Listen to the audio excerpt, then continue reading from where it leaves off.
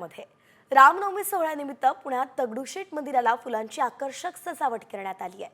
बाप्पाच्या दर्शनाला सुद्धा भाविकांनी मोठी गर्दी केली आहे। तर ही दृश्य आपण पाहतोय, अशा प्रकारे सजावट करण्यात आली आहे। राम जन्मोत्सव साजरा केला जातोय आणि दगडूशेठ मंदिराबाहेरूनच आढावा घेतलाय आमचे प्रतिनिधी सागर आव्हाड यांनी। थेट जाणून घेऊया की नेमकं वातावरण तिथं कसं आहे। सागर, पूर्ण देशभरामध्ये आज श्रीराम जन्मोत्सव साजरा होतोय, म्हणजे श्रीरामनवमी आहे आणि त्याच निमित्तानं पुण्यातील दगडूशेठ हलवाई गणपती मंदिरावरती आकर्षक अशी फुलांची सजावट जी आहे ती करण्यात आलेली आहे। त्याचबरोबर दर्शनासाठी मोठी गर्दी जी आहे ती दगडूशेठ बाप्पाच्या मंदिराच्या बाहेर आपल्याला पाहायला मिळते। आपण जर पाहिलं तर मंदिराच्या बाहेर 1 लाख फुलांची ही आरास आपल्याला पाहायला मिळते आणि या फुलांमध्ये श्रीराम मंदिर जे आहे ते साकारण्यात आलेलं आहे।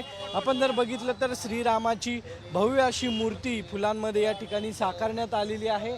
एकंदरीतच आपण जर बघितलं तर हा संपूर्ण उत्सव जो आहे तो आज देशभरामध्ये साजरा होतोय आणि पुण्यातही आज सकाळपासून मोठी गर्दी दर्शनासाठी झालेली आहे। आणि कॅमेरामन किरण काजळेसह सागर साम टीव्ही पुणे।